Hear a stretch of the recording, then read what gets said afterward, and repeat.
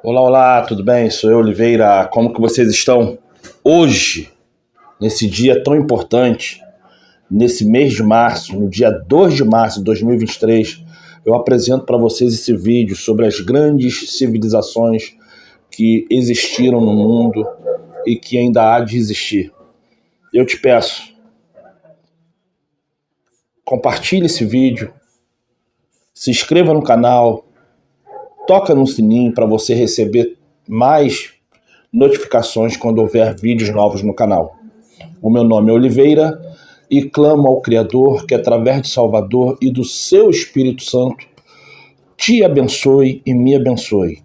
Lembrando, se inscreva no canal, compartilha e dê um like.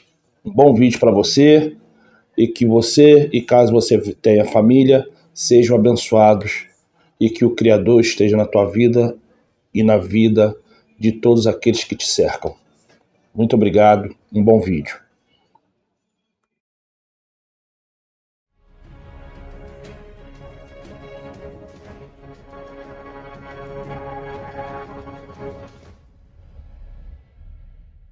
A história da raça humana é repleta de grandes civilizações e impérios, mas é claro que nem sempre foi assim. No final do período neolítico, boa parte da humanidade ainda mantinha um estilo de vida seminômade.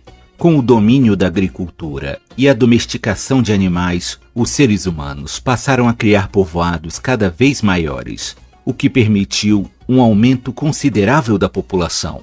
Por volta do ano 4000 a.C., algumas tribos passaram a se estabelecer no sul da antiga Mesopotâmia, região que fica entre os atuais Iraque, Irã e Síria, e por onde passam os famosos rios Tigre e Eufrates. Essas tribos deram origem àquela que provavelmente é uma das civilizações mais importantes da história, os Sumérios.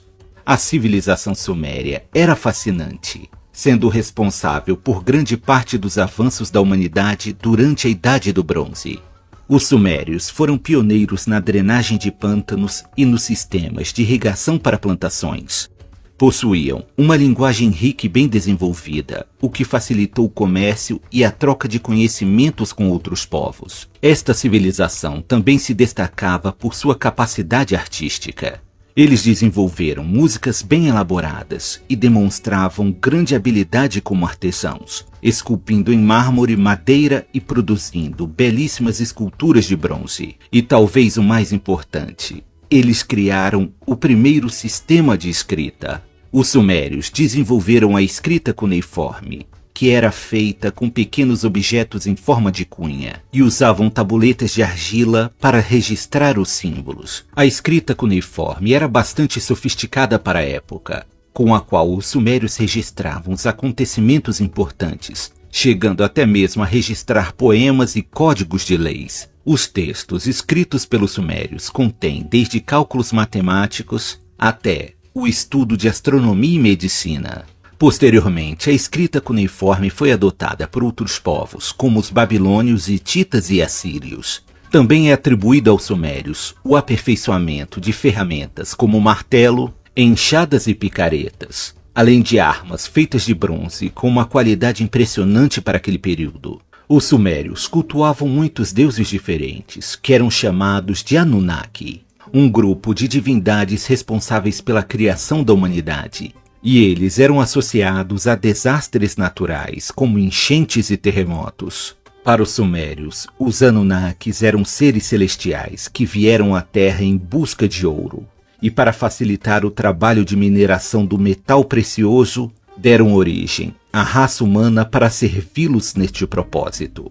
O fato de os sumérios serem considerados inventores da astronomia e estudarem os movimentos dos planetas no sistema solar gerou a crença nos tempos modernos de que os deuses Anunnaki sejam na verdade extraterrestres, que visitaram nosso mundo há muito tempo e ensinaram para os primeiros povos como cultivar alimentos e construir cidades maiores. Os sumérios fundaram as cidades de Kish, Nippur, Uruk, Eridu, Lagash e Ur, que se tornaram importantes centros culturais e de comércio na região. Mas essas cidades não pertenciam a um único reino, com cada uma mantendo sua autonomia como cidades-estado, sendo governadas por seus próprios reis e mantendo suas particularidades culturais. A cidade de Ur possuía um destaque especial entre as cidades sumérias, pois além de ser um grande centro de comércio da região, ela possuía grandes templos religiosos, como o famoso Grande Zigurate de Ur. Os reis sumérios costumavam manter a paz uns com os outros, mas por vezes travavam guerras pelos domínios de novos territórios. A riqueza dos povos sumérios passou a provocar a ambição de outros povos vizinhos, como os elamitas e os amoritas, que constantemente lançavam ataques para saquear as cidades sumérias. Estes conflitos deram origem à primeira guerra que foi registrada por escrito na história.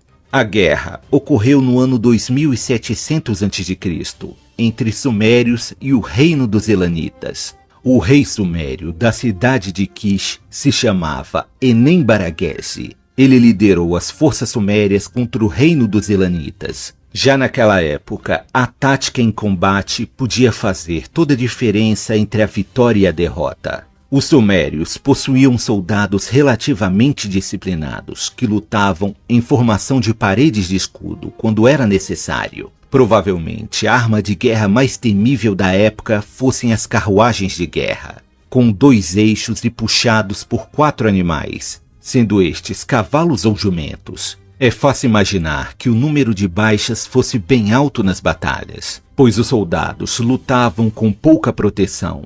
E além disso, as carruagens circulavam à sua volta, atirando dardos e lanças, quando não tentavam atropelar os soldados menos afortunados. Os sumérios venceram a batalha contra seus inimigos e registraram em uma placa de argila: "Seguimos saqueando as armas dos elamitas." Com o passar dos séculos, outros povos na Mesopotâmia também desenvolveram grandes cidades e exércitos cada vez maiores e bem treinados. A civilização suméria não foi capaz de resistir ao avanço das civilizações emergentes e acabou sucumbindo. Acredita-se que mudanças climáticas também tenham causado uma grande seca na região, o que contribuiu para o declínio e o desaparecimento da cultura suméria. Apesar de seu fim trágico, os sumérios tiveram um papel fundamental no desenvolvimento cultural e social dos povos da Mesopotâmia. Estes novos reinos fizeram bom uso do legado sumério, e graças a essa herança, seus nomes ficaram marcados na história.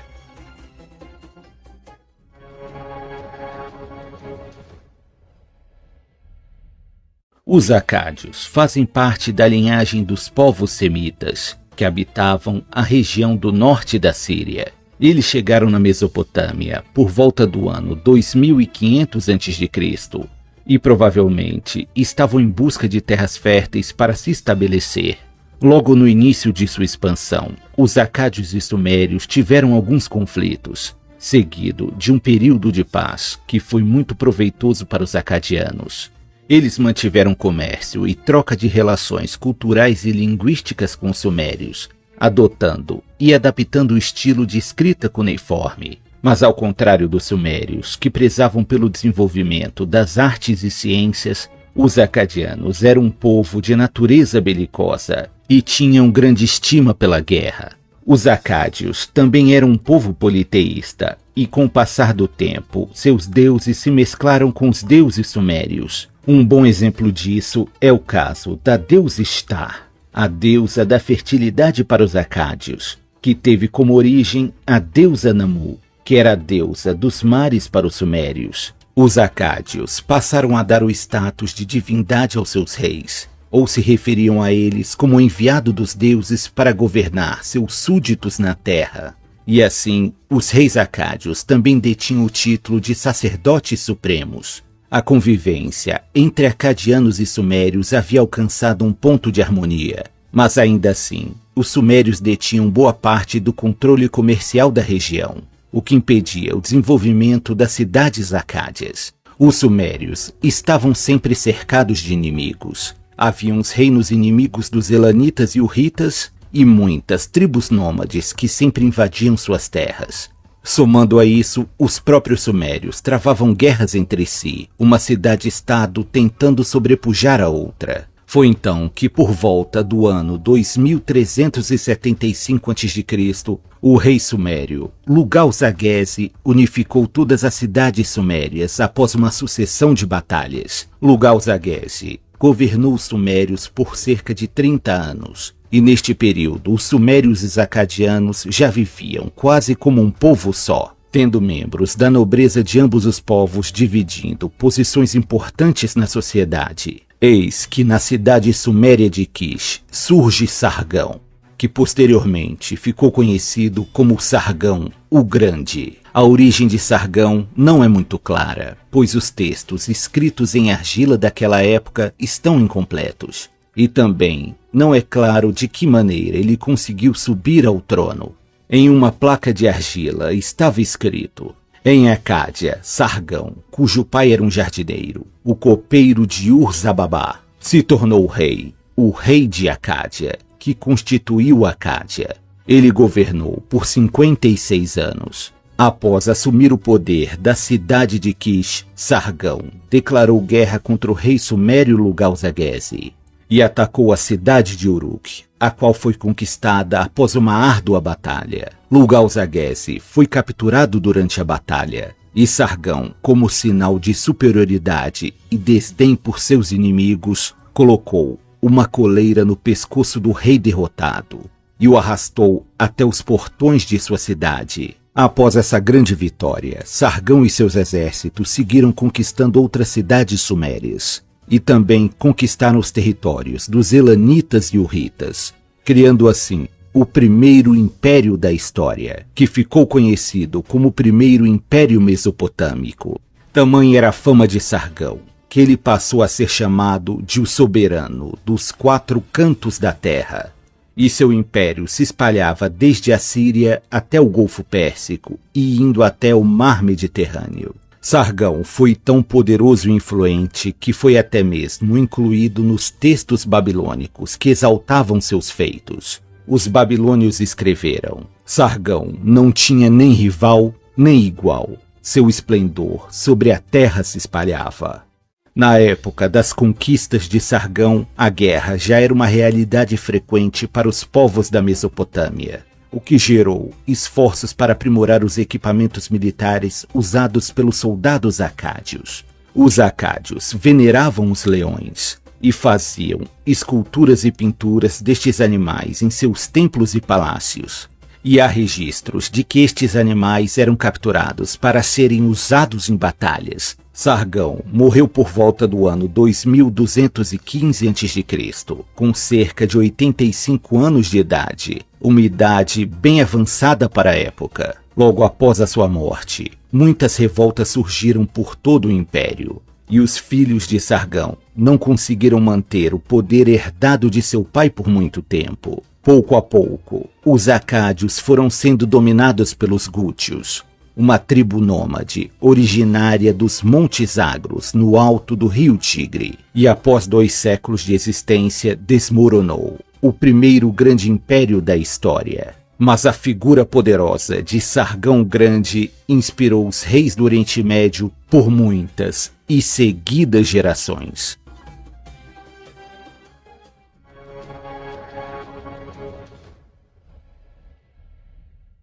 A famosa cidade da Babilônia ficava próxima às margens do rio Eufrates, na região que hoje pertence ao Iraque. Como muitas caravanas de diferentes povos cruzavam a região, a cidade passou a receber diversas influências religiosas, sociais e culturais, e logo passou a crescer em tamanho e poder. A cidade possuía vários canais de água, que fluíam por quase todo o interior da cidade. Essa água supria diversas necessidades da população.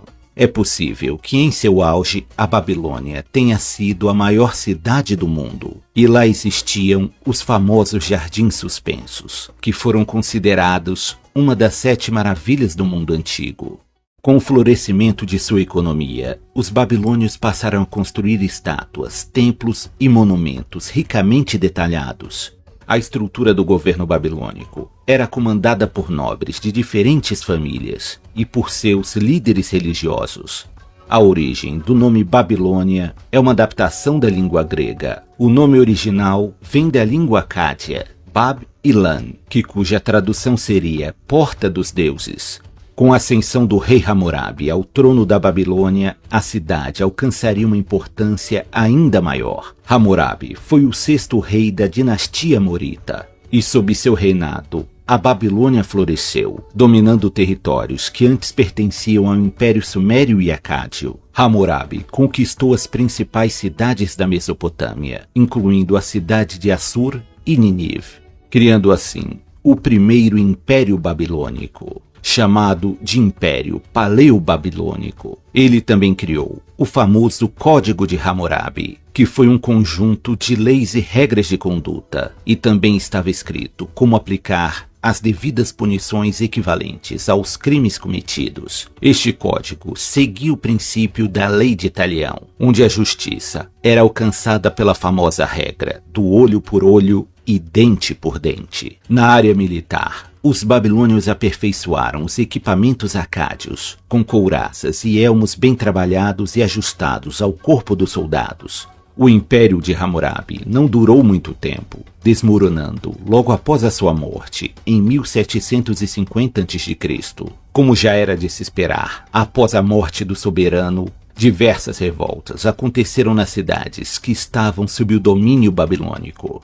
Durante este período turbulento na Mesopotâmia, a Babilônia foi saqueada pelos hititas e depois governada pelos elamitas. A cidade de Assur, que estava sob o domínio dos babilônios, pertencia aos assírios, que eram um povo de origem semita e formavam uma sociedade guerreira, conhecidos por serem cruéis e implacáveis nas batalhas. Os assírios provavelmente formaram o primeiro exército regular da história. Seus soldados profissionais, com armaduras padronizadas e já utilizando ferro em suas armas e capacetes, eram inimigos terríveis. Seus combatentes eram treinados e pagos por isso, e serviam por um período estabelecido em contrato. Os assírios aperfeiçoaram o uso das carruagens de guerra e eram exímios arqueiros, além de ter uma infantaria muito bem disciplinada. Eles também ficaram conhecidos pelo desenvolvimento de armas de cerco. Sua maior força estava na cavalaria, onde por muitas vezes 2 cavaleiros montavam o mesmo cavalo. Geralmente, o combatente que estava montado atrás carregava um arco e flecha ou dardos para atingir os inimigos à distância. Os assírios eram conhecidos por não terem piedade dos inimigos capturados. Eles os torturavam e humilhavam os pobres cativos.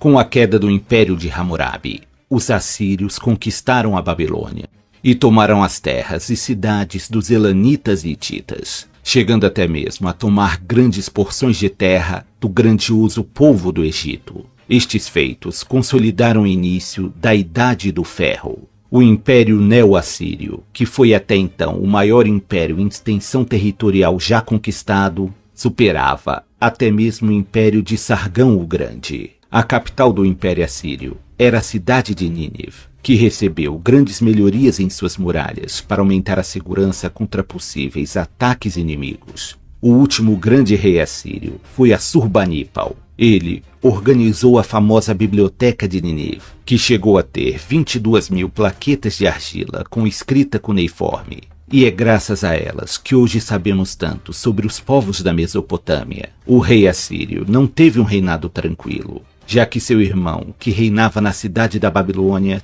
se revoltou contra ele e havia se aliado aos nobres da Babilônia e a nobres das cidades elanitas. Assurbanipal declarou guerra contra seu irmão e sitiou a Babilônia. Ao perceber que não tinha chance de sobreviver, o irmão traidor ateou fogo a seu próprio palácio, morrendo no incêndio. Em seguida, Assurbanipal atacou o reino dos elanitas. Ele pilhou a capital. Os templos e até mesmo os túmulos foram saqueados. Todos os príncipes elanitas foram executados. E com isso, o antigo reino de Elão foi extinto. Assurbanipal morreu em 1627 a.C., com cerca de 58 anos. Seus filhos tentaram manter o controle do império, mas este logo entrou em declínio, devido ao surgimento de revoltas em muitas cidades-estado. No Egito, o faraó Neco II recuperou as terras egípcias que estavam sob o controle assírio. E na Mesopotâmia, o poder foi dividido entre caldeus e medos, duas tribos semitas que estavam sob o controle assírio. Nabopolassar, que era um nobre caldeu, logo assumiu as rédeas do governo da Babilônia. Ele soube aproveitar o vazio de poder e iniciou ataques contra as cidades de Nippur e Uruk, garantindo assim sua posição como rei. Nabopolassar foi um rei forte de caráter expansionista. Ele firmou alianças com os medos e os povos da Pérsia. O rei casou seu filho, o príncipe Nabucodonosor, com a filha do rei dos medos. Em 1612 a.C., Nabopolassar e seus aliados sitiaram a cidade de Nínive, que ainda pertencia aos assírios. A cidade foi devastada e com isso foi estabelecido o segundo Império Babilônico, chamado de Império Neobabilônico, e sua capital voltou a ser a cidade da Babilônia. Nabopolassar faleceu no ano 605 a.C., com 53 anos de idade e provavelmente vítima de algum tipo de doença, e foi sucedido por seu filho Nabucodonosor, que significa Nebo proteja a coroa. Ele foi de fato um rei poderoso, e assim como seu pai tinha o objetivo de conquistar novas terras e expandir seus domínios, a Babilônia, que já estava desgastada devido aos muitos anos de invasões e saques, foi totalmente reconstruída sob seu reinado, ganhando uma grandiosa muralha ao seu redor. Foi durante o reinado de Nabucodonosor que foi erguido os famosos jardins suspensos da Babilônia. Ele melhorou os sistemas de canais de água e construiu grandes templos e zigurates, a maioria dedicado ao deus Marduk. Os zigurates eram grandes templos de formato piramidal, originalmente criado pelos sumérios e depois adotados pelos babilônios e assírios. O mais famoso desses zigurates foi Etemenanque. Esta construção é atribuída como sendo a Torre de Babel original. Sua construção teria sido iniciada por Nabopolassar e teria alcançado impressionantes 91 metros de altura. O grandioso zigurate foi derrubado a mando de Alexandre o Grande quando este conquistou a Babilônia. O novo Império Babilônico chegou ao seu auge graças ao domínio de territórios e acordos comerciais. A gloriosa cidade da Babilônia exalava riqueza e poder. Sua fama e grandiosidade foram exaltadas por autores da antiguidade, entre eles os gregos Heródoto e Quitésias. Mas Nabucodonosor não se contentaria apenas em sentar em seu trono e governar pacificamente, e em pouco tempo partiu em busca de novas terras para conquistar. Próximos ao mar Mediterrâneo estavam os reinos de Israel e Judá. Nabucodonosor conquistou o reino de Judá, aparentemente sem sofrer muita resistência, e tomou Jerusalém, que na época era a capital do povo judeu. O rei de Judá, Joaquim, foi levado como prisioneiro para a Babilônia, juntamente com muitos nobres e um grande número de cidadãos de Jerusalém, principalmente aqueles que tivessem habilidades específicas, como ferreiros, pedreiros e pintores. Entre os cativos estava o profeta bíblico Daniel. Daniel, que fazia parte da nobreza de Judá, se tornou conselheiro de Nabucodonosor. Lá, ele interpretava os sonhos do soberano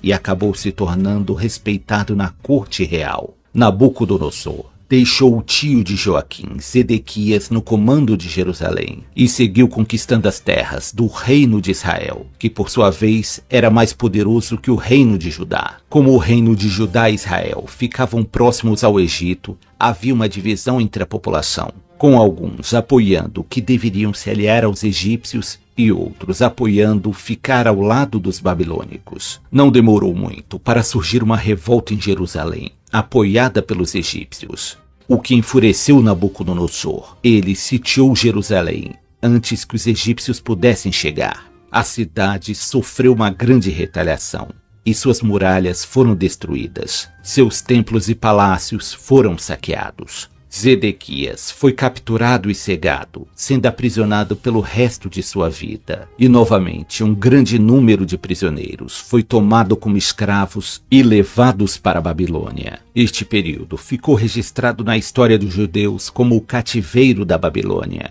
Nabucodonosor ainda guerreou contra os egípcios no 30º ano de seu reinado. Já com mais de 60 anos de idade, Nabucodonosor sofreu de uma doença mental, descrita como licantropia, uma doença onde a pessoa passa a ter comportamentos selvagens e descontrolados. Relatos afirmam que ele teria fugido da Babilônia e teria sido encontrado em uma colina próxima à cidade mastigando grama como um boi. Mas Nabucodonosor se recuperaria da loucura e morreria apenas em 1562, com cerca de 72 anos de idade. Os sucessores de Nabucodonosor não reinaram por muito tempo, tendo sido Nabonido, juntamente com seu filho mais velho, Belsazar, os últimos reis babilônicos. Por fim, a Babilônia seria conquistada por Ciro o Grande, rei da Pérsia. Curiosamente, quando o rei persa adentrou a cidade da Babilônia, foi aplaudido pelo povo. Os conquistadores foram recebidos como libertadores pelo povo que era oprimido pelo governo de Nabonido. O grande império babilônico havia chegado ao fim, mas seus feitos deixaram marcas profundas nos povos da Mesopotâmia, e sua influência atravessaria os séculos.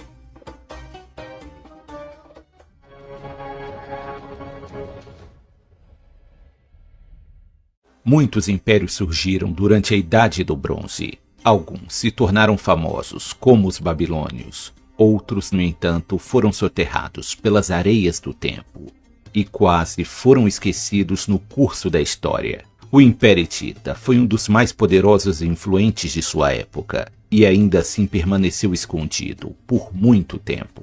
Os hititas eram um povo indo-europeu que em 2000 a.C. se estabeleceu na Anatólia Central, onde hoje é a Turquia. Eles chamavam a si mesmos de Ati, e assim que chegaram naquela região, dominaram as outras tribos que ali estavam. Essa dominação foi feita tanto pela força quanto pela diplomacia quando era possível. Os hititas se orgulhavam de ser uma sociedade guerreira e tinham grande estima pelos cavalos. Os responsáveis pela criação e treinamento dos cavalos tinham um lugar de destaque na sociedade. Um dos primeiros relatos sobre os hititas estão nas poesias gregas, como a Odisseia, onde os hititas são chamados de Quetas. Já na Bíblia, os hititas são citados no Antigo Testamento, onde são chamados de Et.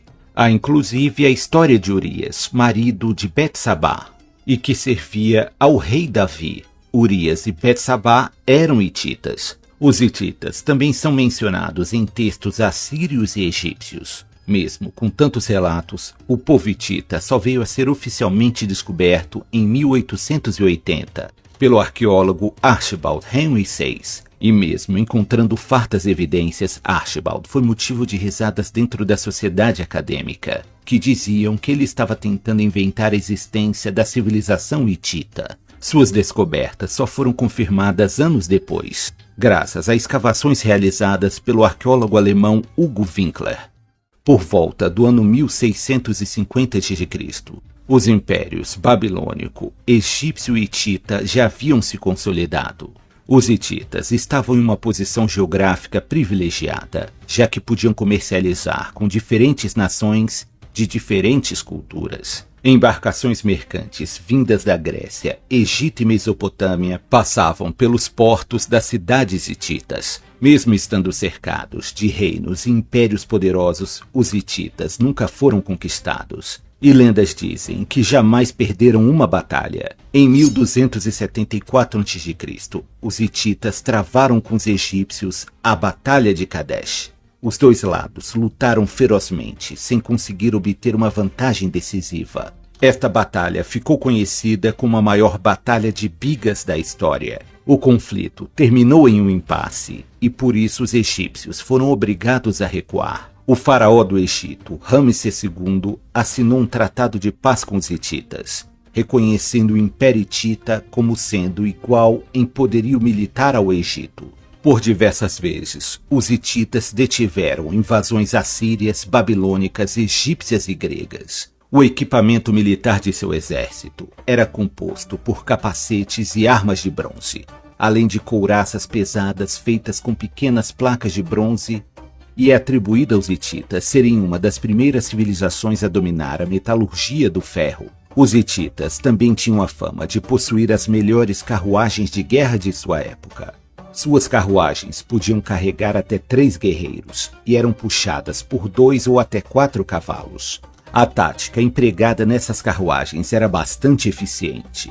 Tendo um condutor para guiar os cavalos, um guerreiro portando uma lança longa e couraça pesada, e um terceiro guerreiro carregando um escudo para proteger os outros 2. Este terceiro guerreiro também poderia fazer uso de arco e flecha para ataques à distância. Era uma combinação de velocidade, ataque e defesa, que sem dúvida tornavam os hititas guerreiros temíveis. Alguns registros antigos indicam que até mesmo a famosa cidade de Troia pagava tributo aos hititas. A sociedade hitita era incrivelmente avançada. Eles possuíam sua própria escrita hieroglífica, que depois foi mudada para a escrita cuneiforme, copiada dos assírios. Possuíam um estilo de arte muito bem detalhado e leis bem estabelecidas e severas. A cidade que foi capital de seu império foi Hatusa, cujas ruínas existem até hoje. Na área da política, eles eram governados por um rei, que deveria demonstrar competências sociais e militares, e um conselho de nobres, chamados Pancus, que faziam o papel de magistrados, julgando os crimes ou decidindo questões menores do dia a dia. Entre os hititas, até mesmo os escravos tinham direitos na sociedade. Quando o assunto era religião, os hititas eram incrivelmente tolerantes. Eles cultuavam deuses de diversos povos e respeitavam as crenças até mesmo de seus inimigos. Isso rendeu aos hititas o título de o povo dos 1000 deuses. Em seu auge, o Império Hitita se estendia desde a Turquia até partes do Líbano e Síria. Pouco depois da Batalha de Kadesh, o Império Hitita passou a enfrentar conflitos internos, e os outros povos se aproveitaram desta instabilidade. Uma guerra civil estava enfraquecendo o Império Hitita, e os assírios passaram a pressionar cada vez mais em seus ataques. Toda essa instabilidade fez com que a população hitita começasse a abandonar suas casas e a migrar para outras regiões. Após queimarem Hatusa, sua própria capital, os hititas se tornaram alvos fáceis para grupos de piratas e saqueadores. Um dos impérios mais desenvolvidos da Idade do Bronze agora estava em ruínas. Quanto aos sobreviventes dos hititas, não se sabe ao certo para onde foram, tendo provavelmente vivido em pequenas tribos ou procurado refúgio em outros reinos. Apesar de ter passado tanto tempo perdido, e até os dias de hoje não ser um dos mais lembrados, o Império Hitita deixou sua marca na história, devendo ser recordado por sua grandeza e importância histórica.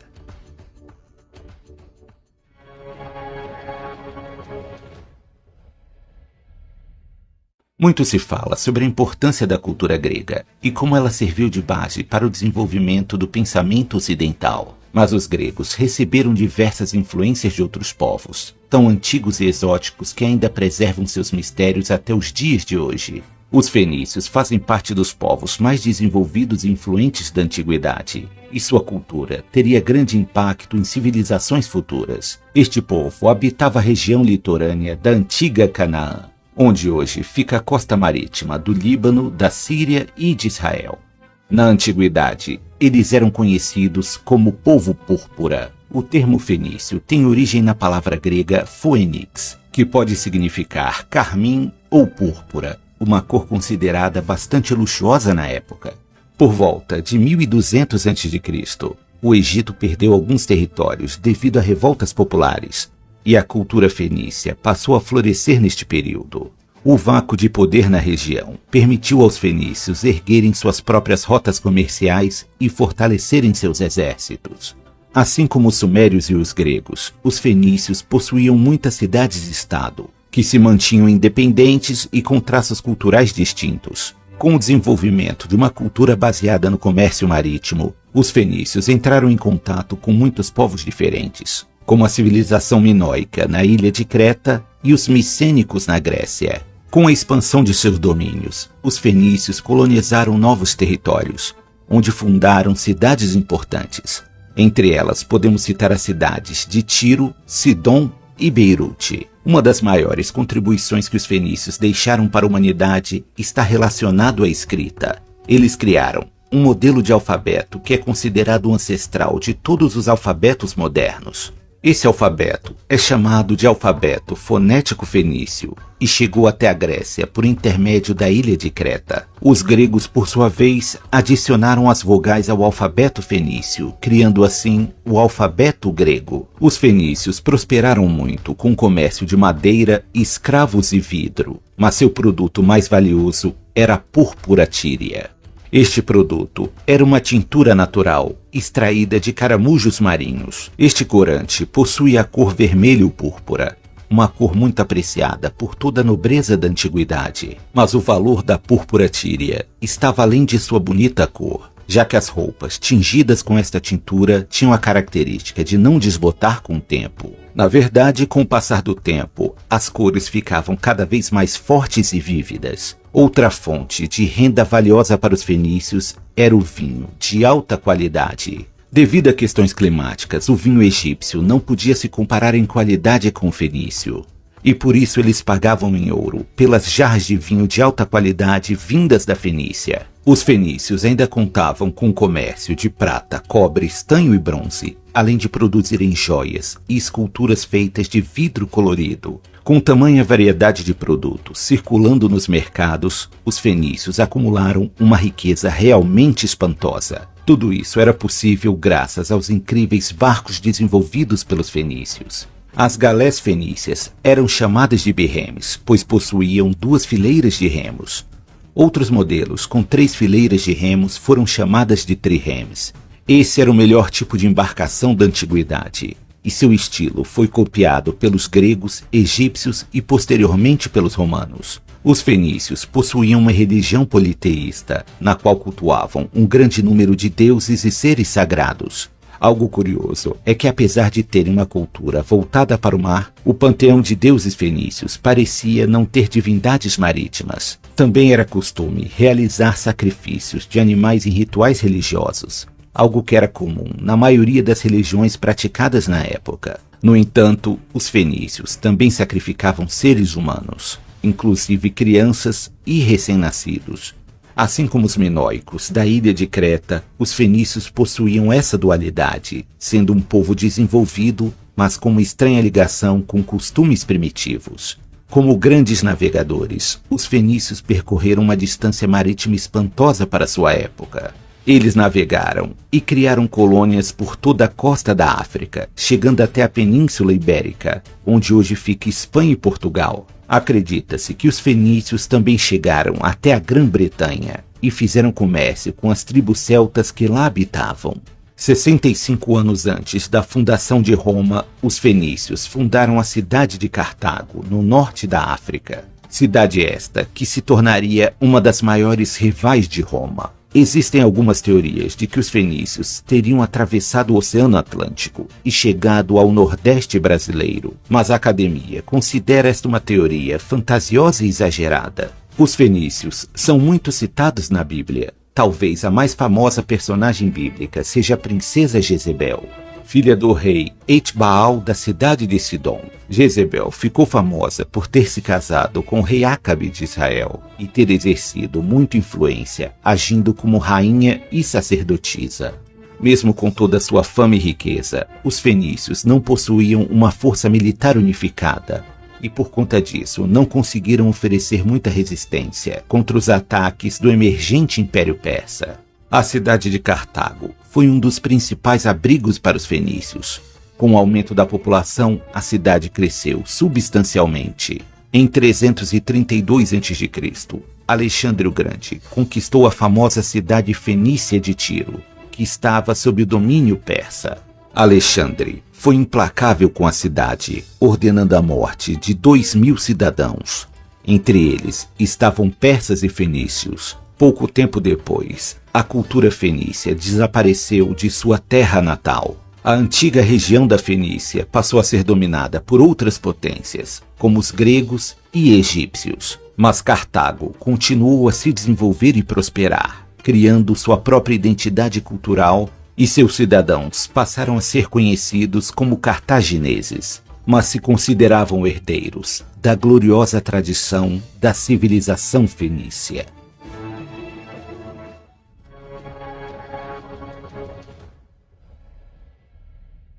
Nos limites do Mar Egeu, existe uma grande ilha conhecida como Creta. Esta é o lar de uma das civilizações mais incríveis e desenvolvidas da Idade do Bronze. Essa civilização quase permaneceu esquecida na história, e sua descoberta foi graças aos grandes esforços de um homem chamado Arthur Evans. Ele foi um arqueólogo inglês que herdou uma grande fortuna de seu pai, que também era arqueólogo. Ele viajou para a Grécia para estudar os escombros da cidade de Micenas.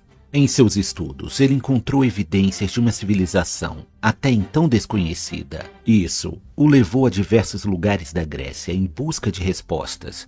Por fim, Arthur chegou à ilha de Creta, onde, guiado por histórias da população local, encontrou o lugar onde ficava o lendário Palácio de Knossos. O palácio que pertenceu ao rei Minos, da lenda do Minotauro.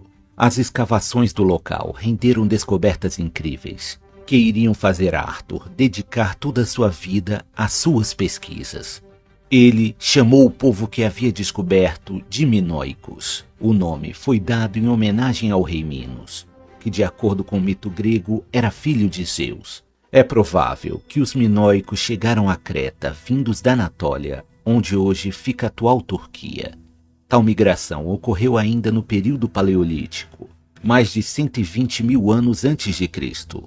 No entanto, a cultura minoica só passou a se desenvolver com o domínio da agricultura, o que ocorreu por volta do ano 5000 a.C. Com o avanço da Idade do Bronze, os minoicos passaram a desenvolver uma cultura baseada no comércio marítimo, fazendo uso de seus barcos incrivelmente avançados para a época. As embarcações minoicas eram elegantes e resistentes, ideais para transportar alimentos e mercadorias. Graças à capacidade de velejar por dias no mar, os minoicos passaram a fazer comércio com povos da Anatólia, Fenícia, Grécia, Egito e África. Logo, sua cultura passou a florescer em diversos aspectos. E como a ilha de Creta oferecia uma proteção natural, ela não foi vítima de invasões de outros povos durante séculos. Por volta do ano 2000 a.C., a maior fonte de renda dos minoicos era a agricultura. Produziam azeite de oliva, vinhos e peças de cerâmica com belas pinturas. A arte minoica destacava toda a sofisticação daquele povo.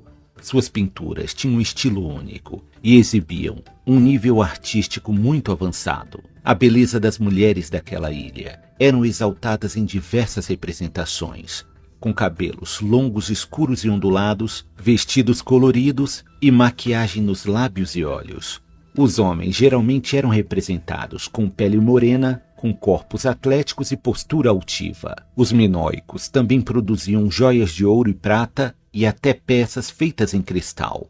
Apesar de não possuírem uma sociedade voltada para a guerra, os minoicos empregavam os guerreiros que tinham, com o dever de proteger os palácios, e embarcações para combater piratas e possíveis invasores. Os minoicos prezavam muito o desenvolvimento físico e atlético. Eles possuíam esportes e competições como natação, pugilismo e corrida. Mas talvez a prática mais impressionante fosse a de dançar ao redor e saltar por cima de touros furiosos. Essa prática é chamada de taurocatápsia e consistia em agarrar os chifres do touro durante o seu ataque. Quando o touro balançava a cabeça para cima na tentativa de se libertar, o atleta aproveitava o impulso para fazer saltos acrobáticos por cima do animal. Para os minoicos, os touros eram criaturas sagradas e eram constantemente exaltados em esculturas e pinturas. Tudo indica que a religião minoica era matriarcal, com a figura de uma deusa segurando duas serpentes como sendo a divindade suprema. Durante as escavações realizadas por Arthur Evans, foram encontradas plaquetas de argila com uma escrita desconhecida, a qual boa parte não pôde ser traduzida até hoje. Para a surpresa de Arthur e todos os envolvidos nas escavações, o Palácio de Knossos era muito maior do que o esperado. O Palácio de Knossos possui mais de 700 mil metros quadrados, sendo 3 vezes maior do que o Palácio de Buckingham na Inglaterra. Durante as escavações foi descoberto o possível trono do rei Minos, que é o trono mais antigo de toda a Europa. E também foi descoberta a estrada pavimentada mais antiga da Europa. Essa estrada ficava na entrada da cidade e se dividia em ruas rodeando as casas e templos. Alguns pontos da cidade contavam com um sistema de escoamento de água, que funcionava como esgoto. E algo surpreendente foi encontrado abaixo do palácio. Havia de fato um labirinto. Esse labirinto continha diversos jarros enormes, que deveriam ser usados para armazenar grãos e vinho. E algumas partes do labirinto pareciam ter sido usadas como masmorras para prisioneiros.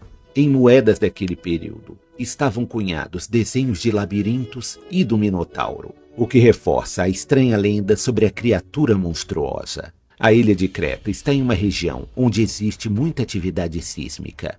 Até os dias de hoje ocorrem terremotos e fortes ondas vindas do mar. Por volta de 1750 a.C., houve um terremoto em Creta que destruiu boa parte das construções minoicas. Os minoicos, no entanto, permaneceram na ilha e reconstruíram seus palácios e casas. Os historiadores da Grécia Antiga, Heródoto e Tucídides, afirmam que os minoicos se tornaram senhores do mar Egeu e que haviam acabado com a pirataria na região. Eles colonizaram outras ilhas próximas a Creta, e Tucídides conta que o rei Minos enviou seus filhos para governar essas ilhas. Em meados de 1700 a.C., os minoicos já eram um povo famoso e respeitado. Mesmo os reinos que surgiram na Grécia, como Micenas e Atenas, reconheciam a independência dos minoicos. Creta havia se tornado um ponto de parada obrigatório para as inúmeras embarcações vindas de muitas regiões. Barcos mercantes vindos do Egito vendiam seus produtos em Creta, e de lá, esses produtos eram levados para a Grécia e a Anatólia. E o mesmo acontecia com produtos vindos de outras regiões. Na sociedade minoica não há indício de haver muito desequilíbrio entre ricos e pobres, e a população é sempre representada trabalhando junto. As mulheres também eram retratadas como parte importante do reino, e não apenas como esposa ou filhas, como acontecia em outras culturas do mesmo período. Há um forte vínculo entre a civilização minoica e a lendária cidade de Atlântida. Os primeiros registros sobre Atlântida foram deixados por Platão, escritos entre 428 e 347 a.C. Ou seja, Platão estava inspirado em algo que ocorreu 1000 anos antes de sua época. Na época em que Platão viveu, os minoicos já faziam parte de histórias do passado. Por conta disso, e devido a se basear em contos exagerados, Platão imaginou e descreveu um reino antigo que fosse mais avançado e poderoso do que os reinos de sua época. Mas nem tudo era fruto da imaginação de Platão. Como podemos ver até aqui, os minoicos de fato eram um povo avançado para sua época e muito engenhoso. Existiram muitas teorias de onde Atlântida estaria, mas muito provavelmente se trata da cidade minoica que ficava na ilha de Santorini. A ilha de Santorini era uma das ilhas mais importantes para o comércio minoico, e nessa ilha existia um enorme vulcão. Quando o vulcão explodiu e entrou em erupção, destruiu quase que completamente a ilha e suas construções. Grande parte da ilha afundou no mar, arrastando tudo com ela. Isso afetou muito o comércio dos minoicos com os reinos do norte. Como se isso já não fosse o bastante, pouco tempo depois, ocorreu um cataclismo enorme, no qual um forte terremoto, seguido de um tsunami com ondas de mais de 20 metros de altura, afetou toda a Grécia, e principalmente a ilha de Creta. A devastação foi muito maior do que a causada por uma bomba atômica, e novamente as casas e palácios foram destruídos. Com tamanha atividade sísmica, o vulcão da ilha de Santorini entrou em erupção novamente, e apesar da distância, as suas cinzas invadiram a ilha de Creta, bloqueando a luz do sol e gerando uma névoa tóxica que matava as plantas e animais. Um período de fome e escassez trouxe revoltas e violência por toda a ilha de Creta, com a situação chegando a um ponto de desespero, e há indícios de que os minoicos tiveram que recorrer ao canibalismo. Infelizmente para os minoicos, nem mesmo eles podiam lutar contra as forças da natureza, e uma das sociedades mais avançadas de seu tempo estava decaindo para a selvageria. Um desastre de tamanhas proporções serviu de inspiração para Platão criar sua história sobre Atlântida. Provavelmente nunca existiu a cidade de Atlântida, o que torna ela de fato um mito. O resiliente povo minoico era corajoso e ainda tentaram reconstruir suas cidades. Mas neste ponto a economia já vinha se fragilizando e o reino minoico estava perdendo suas riquezas ao passo que outros reinos cresciam.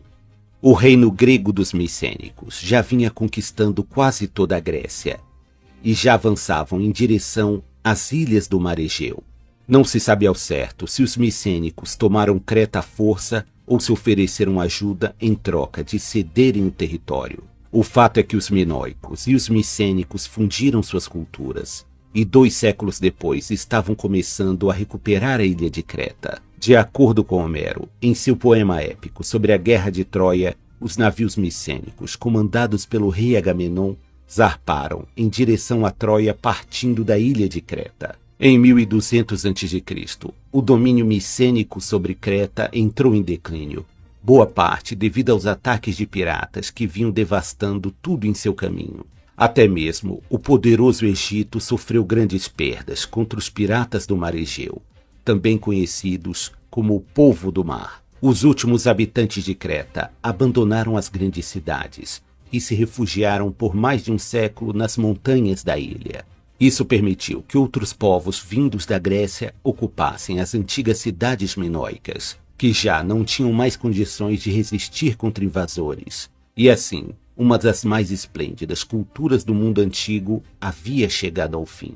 A civilização minoica é considerada a primeira grande civilização europeia, e sua influência foi enorme para os povos gregos que vieram depois. Também, graças a eles, o comércio e o contato entre muitas civilizações se tornou possível na Idade do Bronze. Grandes civilizações não desaparecem da noite para o dia, como acontece na lenda de Atlântida.